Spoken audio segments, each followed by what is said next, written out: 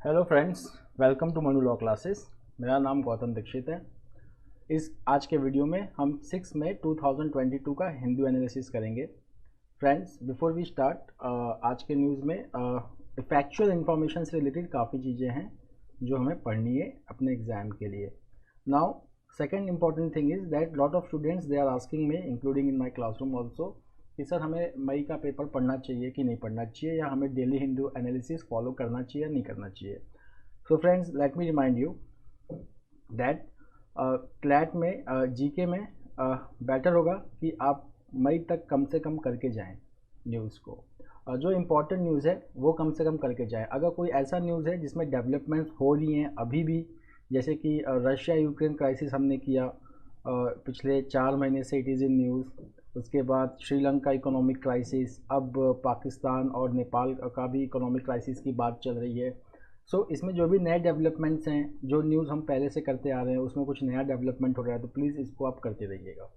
Okay, so for example जैसे कि आज हम जो पहला न्यूज़ करेंगे, अब ये रिलेटेड है एक्सेस डेथ से रिलेटेड। कोरोना का न्यूज़ जो है वो पिछले 2 साल से इम्पोर्टेंट है। अभी एक नया डेवलपमेंट आया है अबाउट द एक्सेस डेथ। इसमें डेफिनेशन भी दिया गया है एक्सेस डेथ का। तो this type of news it becomes important. Okay, why? Because it is linked to a very important news.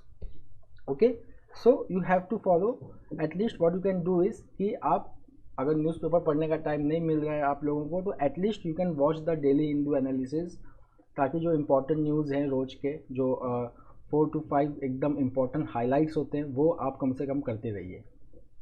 Okay, and I will also highlight all the important news if there is any.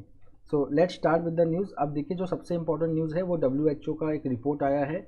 वो कह रहा है WHO का report कि जो Covid link deaths थी India में from 2020 to 2021, ठीक है, ये जो टाइम पीरियड है इट इज़ फ्रॉम 2020 टू दिसंबर 2021। अब जो WHO का जो एस्टिमेट है वो है 4.7 मिलियन। अब जो गवर्नमेंट का एस्टिमेट था वो 4.7 मिलियन नहीं था, ठीक है ना, वो इसका जस्ट 10% था। मतलब कि it can see it is 0.48 million, मतलब 4.8 लाख। और जो WHO कह रहा है वो कह रहा है 47.4 लैक्स। कितने का डिफरेंस हुआ? कम से कम 10 टाइम्स डिफरेंस हो गया, ठीक है। Okay, so this is not important. So if you will see, जो WHO का जो रिपोर्ट है वो कह रहा है कि there are likely deaths related to कोविड-19 in India were 47 lakh, okay, directly और इनडायरेक्टली एट्रीब्यूटेड टू कोविड-19। टाइम पीरियड कितना है? 2020 से 2021। Now if you will just see कि जो इसमें कोविड-19 डेथ में इंडिया का रैंक सबसे ज़्यादा है, हाईएस्ट है। So the second important information is that these are the highest by far for any country and they make up nearly a third of the 15 million such death estimated by the agency globally। तो 15 million WHO ने जो number रखा है global death का वो है 15 million, मतलब 1.5 करोड़। उसमें से 4.7 मिलियन इंडिया में हुआ है अकॉर्डिंग टू WHO। अब इंडिया ने ऑफिशियली कितना एस्टिमेट किया था? सो इंडिया ने ऑफिशियली एस्टिमेट किया था 4.8 lakh cumulative death which were link to कोविड-19 एज ऑन दिसंबर 2021। अब WHO और इंडिया के ऑफिशियल फिगर्स में कितने का डिफरेंस है? 10 टाइम्स का डिफरेंस है। ओके, 10 टाइम्स का। अगर हम देखेंगे एज ऑफ मई, इंडिया का ऑफिशियल कोविड-19 डेथ कितना है अभी? 5.2 lakh. Now what is this excess death? देखिए, 2 इंपॉर्टेंट डेफिनेशंस यहाँ पे दिए हैं एक्सेस डेथ और एक्सेस मॉर्टेलिटी के। So excess death are calculated as the difference between the number of deaths that have occurred and the number that would be expected in the absence of pandemic. Okay, जैसे कि मान लीजिए कि अगर pandemic नहीं हुआ होता तो total death would have been 10, but pandemic के बाद ये डेथ हो गया कितना? 100। So excess death is how much? 90. Okay, so it is the difference between number of deaths happening during pandemic minus number of deaths which would have occurred if there would not have been any pandemic. उसके बाद excess mortality, it also includes death as associated with COVID-19 directly or indirectly. अब इसके बाद देखते हैं कि India का इसमें कंटेंशन क्या है, ठीक है ना। So India will contest the report, मतलब इंडिया चैलेंज करेगा, ठीक है ना, बिकॉज ऑफ द हाई एनोमलिटीज और high anomalies in the WHO report. Fine.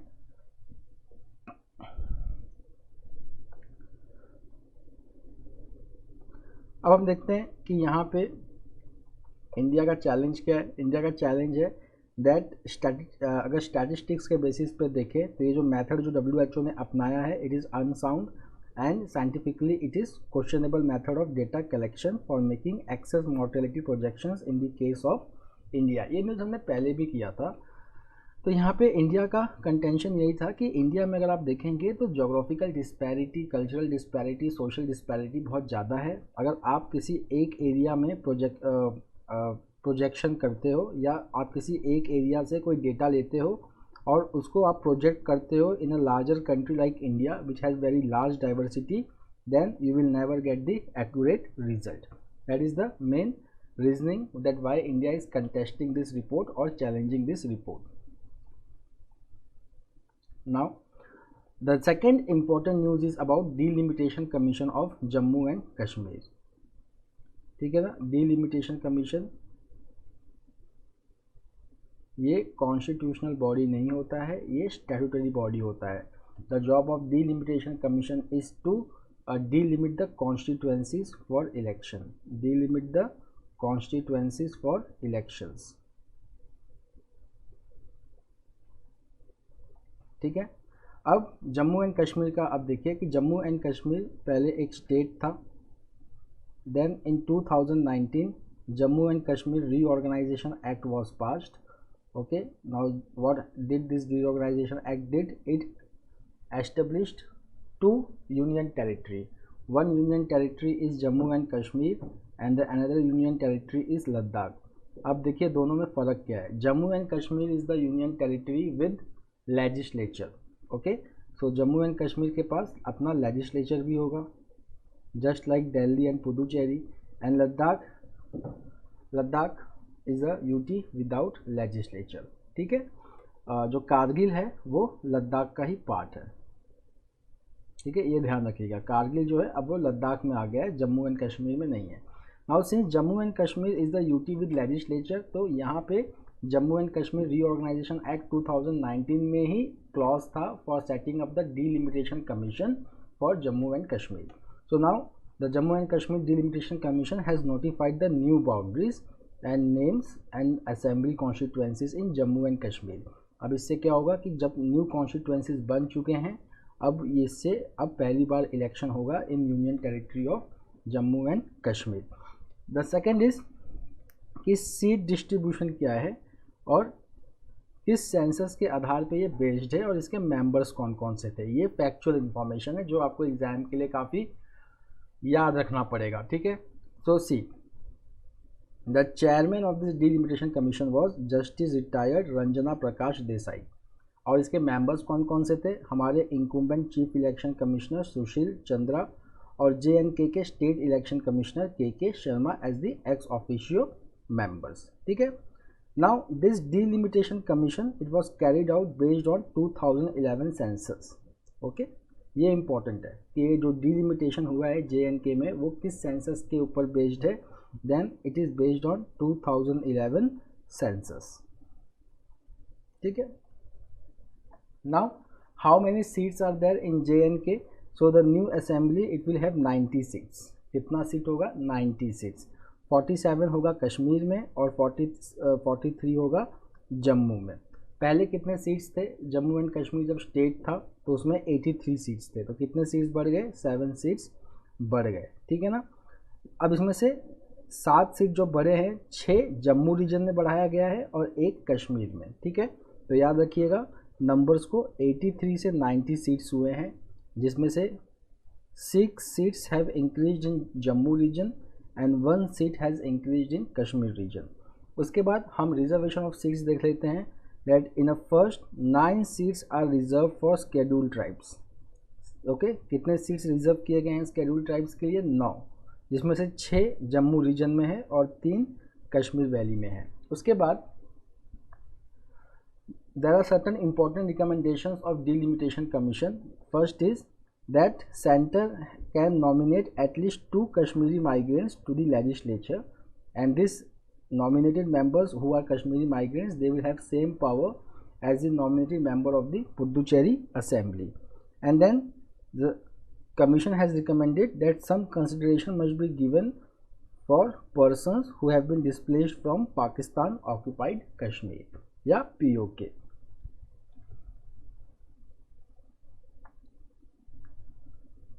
अब देखिए ये न्यूज़ है, इसके बारे में हम डिटेल में बाद में पढ़ेंगे. तो जो BSF है, now border security force, this is the force which guards the border of Pakistan and Bangladesh. ठीक है.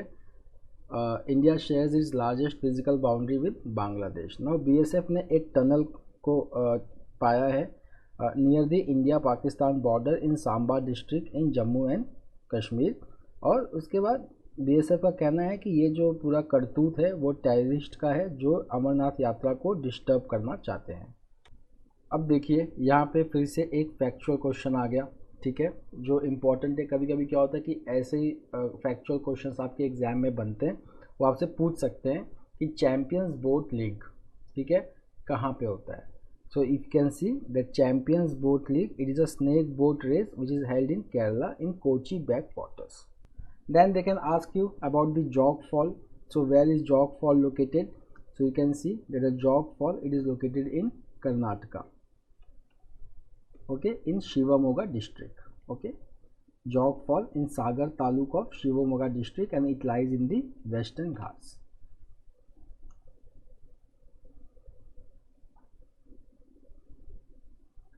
अब फ्रेंड्स एडिटोरियल में बस आज यही एक इम्पॉर्टेंट है हमारे एग्जाम पॉइंट ऑफ व्यू से. Watch the gap.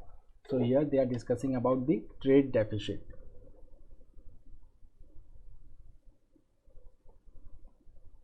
Trade deficit, तो देखिए ट्रेड डेफिसिट में यहाँ पे क्या है, when your import is greater than export, when your import is greater than export. Okay, so we have unfavourable balance of trade. Unfavorable balance of trade. Now whenever we will have unfavorable balance of trade, okay, it means we have trade deficit. ठीक है, it means the foreign currency is going out. ठीक है, whenever the foreign currency will go out, okay, so there will be depreciation of rupee. There will be depreciation of rupee. And whenever there will be depreciation of rupee, the import will become costlier. The import will become costlier. Now, if the import become costlier, okay, fine. तो अभी जो है global commodity prices बहुत ज़्यादा है, crude oil prices भी बहुत ज़्यादा है, तो हमारे इंपोर्ट ऑलरेडी कॉस्टलियर है, and we are importing this essentials. So this type of then we are buying this at a very high price, so it means we are importing the inflation. तो इस tendency को क्या बोलते हैं, imported inflation. That we are importing the inflation just because the crude oil prices and global commodity prices have increased due to COVID-19 dislocation and due to Russia-Ukraine crisis. ठीक है, अब हम यहाँ पे कुछ फैक्ट्स कर लेते हैं. नाउ अब हम यहाँ पे फैक्ट्स करते हैं. तो अब हम यहाँ पे अगर फैक्ट्स करेंगे तो फैक्ट्स पे हम ध्यान देंगे कि अगर हम देखें ट्रेड डेफिसिट्स का, ठीक है ना, ईयर ऑन ईयर बेसिस. ठीक है, so official data is showing that India's merchandise trade for April. Okay, so here we can see that export performance काफ़ी अच्छा है, and there was a increase of 24.2% from year on year basis, basically because of electronics and chemicals. अगर हम petroleum products की बात करें तो वो भी डबल हो गया है, बट अगर हम इंपोर्ट ग्रोथ की बात करें तो वो एक्सपोर्ट से बहुत ज़्यादा है, दैट इज़ 26.6%. फाइन. सो अब जो हमारा है trade deficit, that is difference between import and export, now it has reached to $20.07 billion from $8.5 billion in March. Okay, it means जो हमारा इंपोर्ट बिल है वो $200 बिलियन से ज़्यादा हो चुका है, and this is basically because of petroleum imports which is cloaking around $172 billion. Now this petroleum imports, it has increased. Just we will see that how much is the increase in the global crude oil prices. So it is 40%. What is the reason behind that? That is Russia's war on Ukraine. उसके बाद the next reason is demand for power has increased in the state. तो उसकी वजह से जो कोल का import है वो भी बहुत ज़्यादा बढ़ गया. जब हमने 2 दिन पहले इसके बारे में पढ़ा था तो वी सॉ कि इंडिया में गोल्ड का इम्पोर्ट तो कम हुआ but it has been replaced by coal and crude oil. ठीक है. So because of the early onset of summer then heat wave, so demand of power has increased and the coal import grew by 136%. Now see trade deficit. ठीक है. Again now see, अगर trade deficit बढ़ता है so trade deficit it is the part of current account. current account में अगर हम देखेंगे there is visibles and invisibles, so trade deficit comes into visible. अगर current account deficit बढ़ता है तो हमारे forex जो है वो कम होते जाता है. तो जैसे कि हम अप्रैल 22 में देखेंगे जो हमारा जो फॉरेक्स रिजर्व था इट इज़ $600.4 बिलियन और 6 महीना पहले it was $640 billion. Okay. So if the forex starts decreasing then there is a chances of depreciation and then again what will happen that the import will become costlier. Okay. So we have to solve the problem of coal crisis in our country and then we have to manage the forex reserve to balance out this increasing global commodity prices. Now friends, this article about Naga peace talk is very important. ठीक है. देखिए this topic is linked with AFSPA. ठीक है ना, arm force special power act. जैसा कि हम जानते हैं it is related with internal security. ठीक है. So now see, we already know that in December the army they carried out a botched operation in Mon district of Nagaland, killing around 14 civilians, and then there was demand for repeal of AFSPA. Then Union Home Ministry has uplifted AFSPA from many areas in Assam and Nagaland. ठीक है. मेघालय और त्रिपुरा से पूरा ये हट चुका है AFSPA, but Assam, Nagaland, Arunachal Pradesh में, ठीक है, मणिपुर में अभी भी वी हैव AFSPA. यहाँ पे बात चल रही है नागालैंड की. नाउ ये जो नागा पीस टॉक्स है, ठीक है, it is interlinked with Nagaland, the birth of new state that is Nagaland. Okay. तो यहाँ पे जो टेररिस्ट ग्रुप की बात हो रही है वो बात हो रही है NSCN-IM की बात हो रही है. ठीक है. NSCN,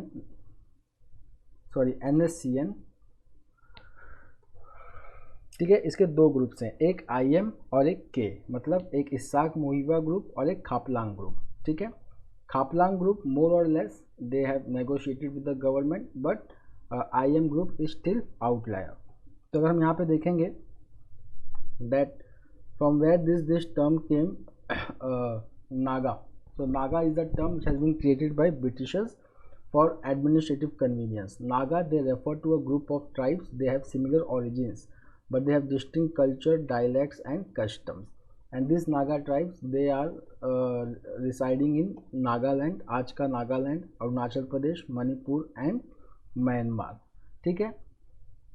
उसके बाद नागा हिल्स में जितने भी लोग रह रहे थे, okay, they never considered themselves as a part of British India. तो ब्रिटिशर्स ने गवर्नेंस करने के लिए इन लोगों पे एक तरीका अपनाया कि इनके ट्रेडिशंस को, इनके वे ऑफ लाइफ को और कस्टम्स को और लॉज को कभी भी ब्रिटिश लोग ने उसके साथ इंटरफेयर नहीं किया, उसको सबसे ऊपर रखा. उसके बाद क्या हुआ कि जब ब्रिटिशर्स विड्रॉ किए इंडिया से तो नागा ट्राइब्स के बीच में एक इनसिक्योरिटी आ गई कि इंडियाज इंडिपेंडेंस के बाद their area will be populated by people from plains. Okay, so to protect their identity, their tribal identity, a group was formed in 1945 called as Naga Hills District Tribal Council. बाद में 1946 में चल के इसका नाम हो गया नागा नेशनल काउंसिल इन 1946. उसके बाद when India gained independence, then Nagas under NNNC, which was led by A.Z. Fizo, they declared the independence of Nagas on August 14, 1947. मतलब एक दिन पहले. उसके बाद 1950s was the period when there was underground Naga insurgency and at that point of time AZ Fizo he founded Naga Federal Government and its armed wing. उस armed wing का नाम क्या था? Naga federal army. उसके बाद इसी insurgency से deal करने के लिए centre enacted AFSPA act in 1958. उसके बाद क्या हुआ? That Nagas they have boycotted the 1952 and 1957 general elections. They always demanded independent state and Nagaland was made an independent state in 1963. But जो मेजर डिमांड था नागालैंड का कि जो बाकी नागा इनहेबिटेड एरियाज़ हैं असम में, मणिपुर में, अरुणाचल प्रदेश में और म्यांमार में, they should also form the part of Nagaland. So the demand of NNC, okay, demand of NNC, that is Naga National Council, was never satisfied. Even signing the Shillong Accord of 1975 where they accepted to surrender the arms and accept the constitution, then also it did not satisfy their demand. अब जब Shillong accord हुआ, ठीक है, तो NNC के कुछ members थे जिन्होंने शिलोंग अकॉर्ड को माना और कुछ मेंबर्स थे जिन्होंने शिलोंग अकॉर्ड को नहीं माना.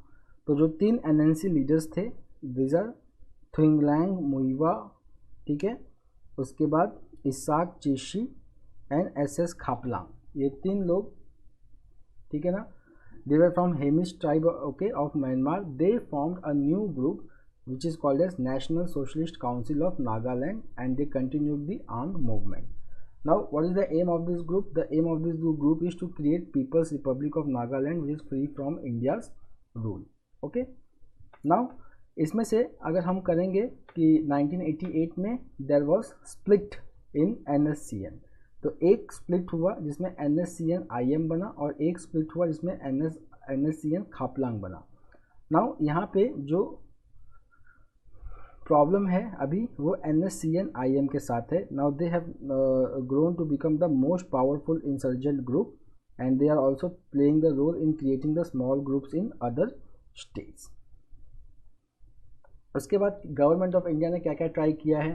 सो 1997 में गवर्नमेंट ऑफ इंडिया ने सीज फायर साइन किया NSCN IM के साथ, okay, and the objective of the government was that the Naga peace accord should be signed. Then there was a ceasefire.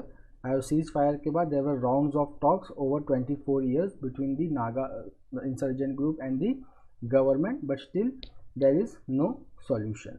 उसके बाद 2015 में there was a framework agreement with NSCN IM and it was the first step for an actual peace accord.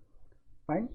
उसी के बाद क्या हुआ कि RN Ravi जो तमिलनाडु के गवर्नर हैं, he was the intelligence joint intelligence chief and he was appointed as the interlocutor for Naga peace talks and he sign the agreement on behalf of centre. Later he was appointed as Nagaland's governor in 2019 to bolster the government effort for peace talk. उसके बाद NSCN IM ने demand किया कि that mister Ravi should be removed as the interlocutor for his high handedness and tweaking the agreement. Okay. So what is the situation today? That NSCN IM they continue to demand a separate flag and constitution for Nagas and the creation of Naga Lim.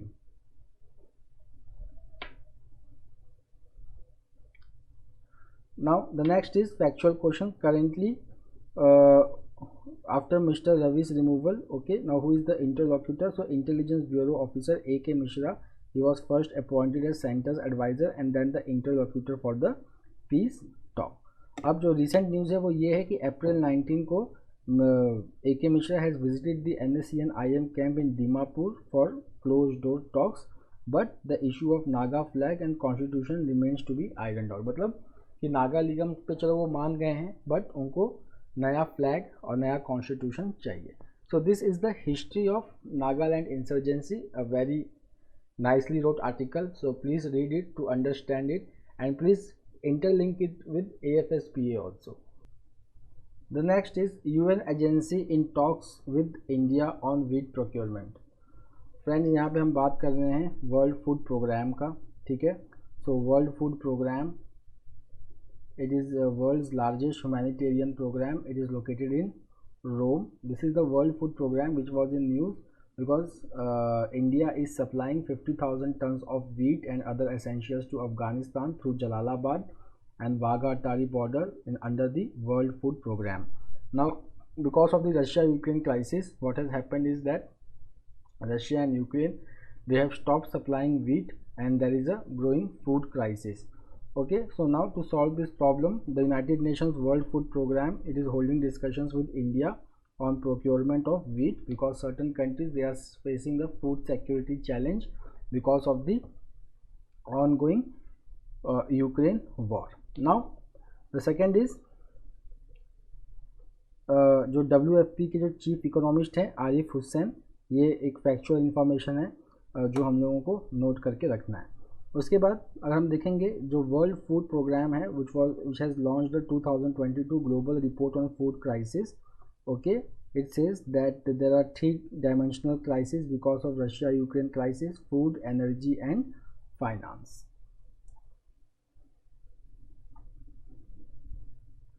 The next is NASA climate scientist wins World Food Prize. So again this is very important, World Food Prize. तो World Food Prize किसको मिला है? Cynthia Rosenzweig. Okay, so she is a NASA climate research scientist and she has spent her career explaining that global food production needs to adapt to changing climate. So she has been awarded World Food Prize. Now this article is important, that Cynthia Rosenzweig, she is an agronomist and a climatologist and she was awarded the $250,000 prize in recognition for her innovative modeling of impact of climate change on food production. The next is PMI flags fastest services growth in 5 months but input cost soared. अब देखिए हमारे economic recovery में यही सबसे बड़ा problem है. ठीक है, अगर आप नेक्स्ट न्यूज़ देखेंगे तो ये भी देखिए कनेक्टेड है. War induced inflation surge said to have forced RBI's hand. ठीक है, तो हम दोनों में इसको साथ में कर लेते हैं इकोनॉमिक्स के. तो अब देखिए PMI क्या है.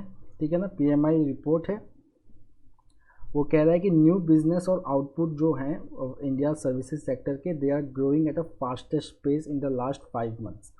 ठीक है ना, अगर हम इनका एक्टिविटीज़ देखेंगे, India services PMI, so it is currently 57.9 from 53.6 in March. But there is one sore point in survey, that is that selling prices which has increased at the sharpest pace since July 2017, mainly because of near record upturn in input cost. So input cost has increased. जब देखा था GST के collection के बारे में, जब हम पढ़ रहे थे कुछ दिन पहले कि जो GST का कलेक्शन है वो 1.6 लाख करोड़ है. ठीक है, तो यहाँ पे जब गवर्नमेंट ने कहा था कि गवर्नमेंट के पॉइंट ऑफ व्यू था कि that it is showing faster recovery of Indian economy, but जो इंडस्ट्रियलिस्ट थे वो कह रहे थे कि industrial bodies they were saying that this high collection denotes high input cost. Okay, तो the same thing is getting reflected over here. Now if you will just see this again, this news where RBI has increased the repo rate by 40 basis point. Now the repo rate is at 4.4%. So this article is also showing that the inflation surge is because of war. ठीक है ना, so the unexpected surge in war induced inflation. war की वजह से क्या हुआ है कि there is disruption. okay, dislocation जिसको कहते हैं इकोनॉमी में. so there is dislocation of supplies. so अगर dislocation of supplies की वजह से क्या है कि prices जो हैं वो बढ़ते जा रहे हैं. so that's why the inflation in India, it breached 6% mark. From last 3 months it is above 6%. so that forced RBI to increase the repo rate by 40 basis point. So friends, that's all for today. We will meet tomorrow again with a daily Hindu analysis. Till then, have a nice time. Take care. Thank you.